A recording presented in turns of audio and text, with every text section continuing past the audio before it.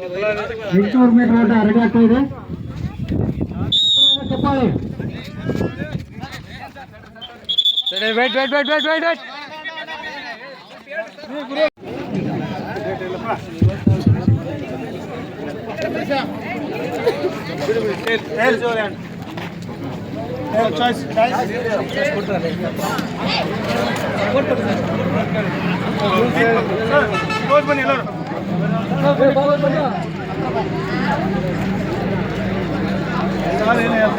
ಅಂಪರ್ಗಳಿದ್ರೆ ನೀವು ಪ್ರಕಾಶ್ ಇದು ಮೋಟ ಆಫ್ ಮಾಡಿದ್ರೆ ಸರ್ ಸರ್ ಸರ್ ಇದರಲ್ಲಿ first 4 members next 4 members first hits ಇರುತ್ತೆ. ಅದರಲ್ಲಿ ಫಸ್ಟ್ ಸೆಕೆಂಡ್ ಕ್ವಾಲಿಫೈಡ್ ಆಗೋದು ತೋಲ್ತೀವಿ ನಾವು.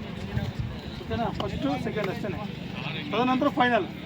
That is first hits, first qualified first and second. ಅದು ನೆಕ್ಸ್ಟ್ ಸೆಕೆಂಡ್ ರೌಂಡ್ ಆದಮೇಲೆ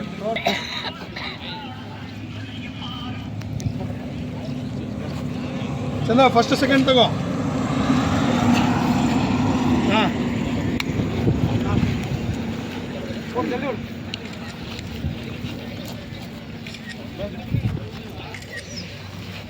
ಆನ್ ಯುವರ್ ಮಾರ್ಕ್.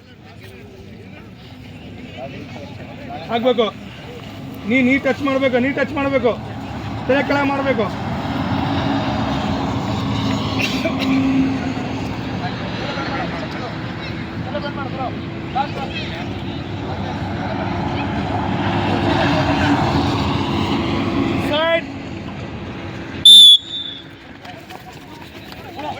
ಸ್ಟೇಜ್ ಫಿಯರ್ನಲ್ಲಿ ಬಂದು ಮಾತಾಡಬೇಕಂದ್ರೆ ನಮ್ಗೆ ಅಷ್ಟೊಂದು ಇದಿರಲಿಲ್ಲ ಸ್ಟೇಜ್ ಫಿಯರ್ಗಳು. ಯಾಕಂದ್ರೆ ನಾವು ಮಾತಾಡೋದು ಸೆಂಟ್ರಲ್ಲಿ ಹಿಂದಿ ಮಾತಾಡ್ಬಿಡ್ತೀವಿ, ಕನ್ನಡ ಮಾತಾಡ್ಬಿಡ್ತೀವಿ, ಏನೋ ಮಾತಾಡ್ಬಿಡ್ತೀವಿ. ಯಾಕಂದ್ರೆ ನಾವು ಏನು ಮಾತಾಡ್ತೀವಿ ಅನ್ನೋ ಒಂದು ಟೈಮ್ ನಮಗೆ ಅರ್ಥ ಆಗಲ್ಲ.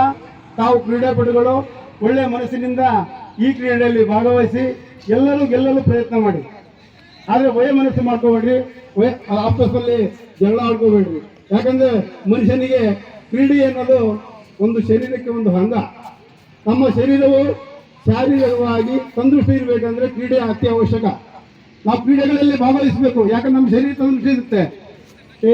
ತಮ್ಮ ಶರೀರ ತಂದೃಷ್ಟಿ ಇದ್ದ ಕಾರಣ ನಾವು ಕ್ರೀಡೆಯಲ್ಲಿ ಯಾವುದೋ ತಮ್ಮ ಕರ್ತವ್ಯವನ್ನು ಮಾಡಬಹುದು. ತಾವು ಒಂದು ಸಮಾಜದ ಕರ್ತವ್ಯವನ್ನು ಮಾಡ್ತಿರ್ಬೇಕಂದ್ರೆ ಒಂದು ಸೇವೆ ಮಾಡ್ತಾ ಇದ್ದೀರಿ. ಇವಾಗ ಸಮಾಜದಲ್ಲಿ ಒಂದು ಕಾಕಿ ಡ್ರೆಸ್ ಹಾಕೊಂಡು ಒಂದು ಸಮಾಜ ಸೇವೆ ಮಾಡ್ತಾ ಇದ್ದಿರಲಿ.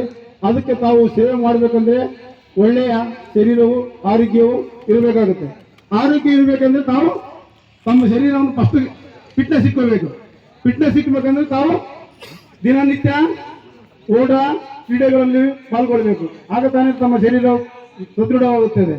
ಆಗ ತಾವು ಸಮಾಜಕ್ಕೆ ಮಾಡುವಂತಹ ಸೇವೆಗೆ ಸಹ ಒಳ್ಳೆಯದಾಗುತ್ತೆ. ನಾನು ಹೇಳಕ್ಕೆ ಇಷ್ಟಪಡ್ತೀನಿ ಅಂದರೆ